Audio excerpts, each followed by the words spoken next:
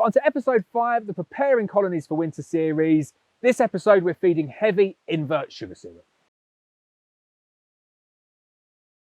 Hi, I'm Lawrence Edwards from Black Mountain Honey. Welcome to another episode of No Nonsense Beekeeping. I hope all of your colonies are looking really good going into winter. The colony that we're focusing on in this series, we've been trickle feeding it little and often over the past 6 to 8 weeks now.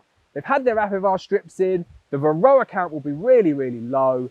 The weather has well and truly turned in North Wales. It is cold. I'm going to wear a jumper next episode because it's cold now.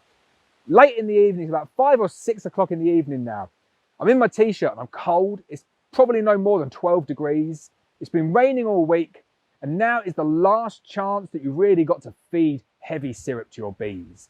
So I know I've been saying all the way through this series and other series and all the time on my YouTube channel is don't feed your bees heavy syrup too early, but also don't leave it too late. You need to make sure that it's warm enough for the bees to get up into the feeder, access that feeder and bring it down. It's the 1st of October here.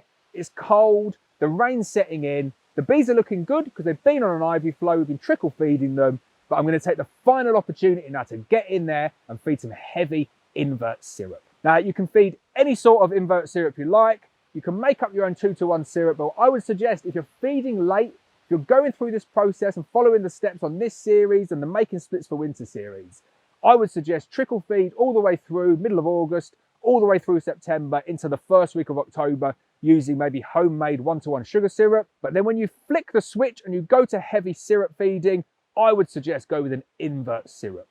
And the reason I say that is it's just no work for the bees whatsoever. They go up over a weekend, they'll take all of that syrup, bring it down, and they don't even need to cap it. It's such a low moisture content. It's not going to ferment on the frames, and you're giving the bees a really good head start in terms of the amount of work they need to do to get ready for winter. So that's my suggestion. If you're feeding late on, you're following these steps, go for a proprietary ready-made invert syrup as that final feed. Right, I'm going to get the bee suit on because I want to get on with the video, but also it is cold in North Wales. So I'll get my bee suit on, I'll get my smoker on. Let's go and take a look at how the bees are getting on in their Preparing Colonies for Winter series. So first off, it's a really good habit to get into when you come up to your colonies late on in the season, especially moving into winter. If you're using ratchet straps, it makes it even easier. Give the hive a heft.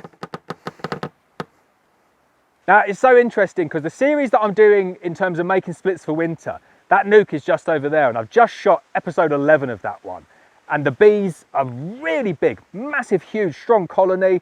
They're going through their syrup really quickly. And I'm just doing the heavy feeding video over there, and they're light, very light over there. So I've filled them up, absolute brimmed them to the top, and I'm going to come back and probably feed them again. We're talking maybe between 10 and 12 kilograms of invert syrup that's going into that nuke to get them up to weight for winter. When I heft these, they're heavy. This colony here has gone out and foraged a lot more than the smaller nuke over there. And it's probably happened early on when the ivy flow was available, the last of the bramble, the last of the clover, when the nuke didn't have enough bees in order to make good use of all of that resource that was available. I'm going to open this up. I'm sure we're going to see lots and lots of bees still covering 10 frames, but I'm not going to feed them a huge amount. And you just need to get into that habit doing the heft, because you could come in here and blindly feed them and say, right, it's October, I'm going to feed 2-to-1.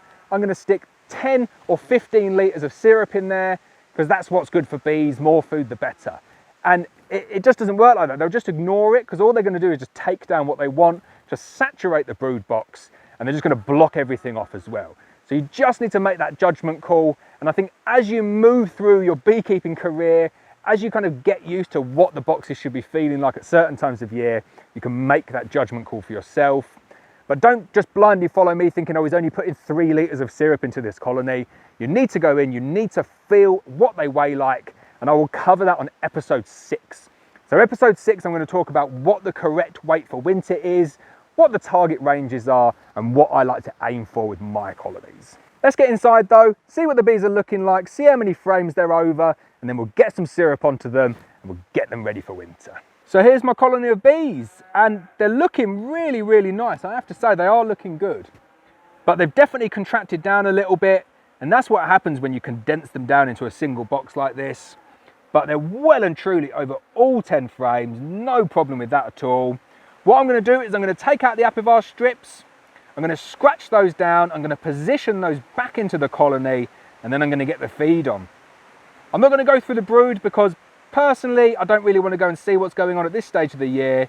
Not a huge amount of benefit to be had. I know we've got a queen, I know we've got brood. The bees are doing what I'd expect them to do at this time of the year, which is starting to contract because it's getting colder. They're up to weight. The bees are doing exactly what I need them to do. So there we go. I'm not going to go and take a look at the brood. I was thinking I was going to get in there and take a look for you, but everything's so well sealed up. The bees are where I want them to be. They're up to weight. I'm just going to get the syrup on. And I suggest for you, you don't need to be going into your bees in the first week of October. Any issues should have been sorted long before now. So I've got some invert syrup here. I'm going to feed them maybe a third of a feeder's worth. That's what I think these guys are going to need to get up to weight. They'll take it down really, really quickly, especially a big colony of bees like that. Going to get that straight into the top feeder here.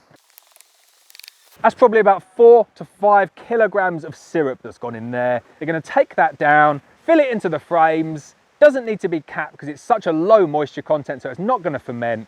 And the bees do really well when you use a good invert sugar syrup as that last feed. And there we go, we're nearly there. The bees now have got all of the food that they need. We've treated them for varroa. The colony is naturally contracting down. You don't get to do a huge amount now going forward. There's still going to be a few more episodes in this series though. The next episode is going to be just some weighing. I'm going to get my hive scale out. I'm going to show you how much it weighs. And if we need to top up with a little bit more syrup, we can do that. We're going to come back, take the apivar strip out. We're going to do some apibioxal vaping as we move into December. And then as we monitor the weight, we might feed some fondant going into January as well.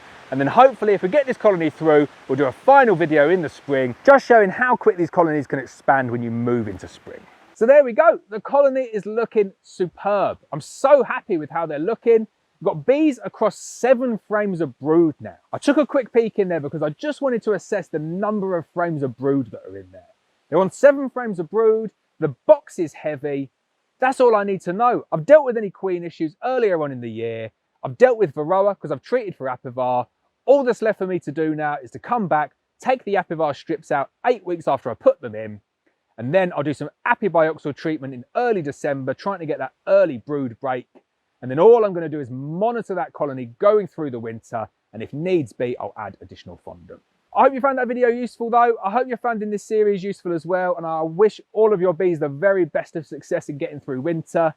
As always, please hit the subscribe button, please hit the bell so you're notified of every video, and I'll see you next time.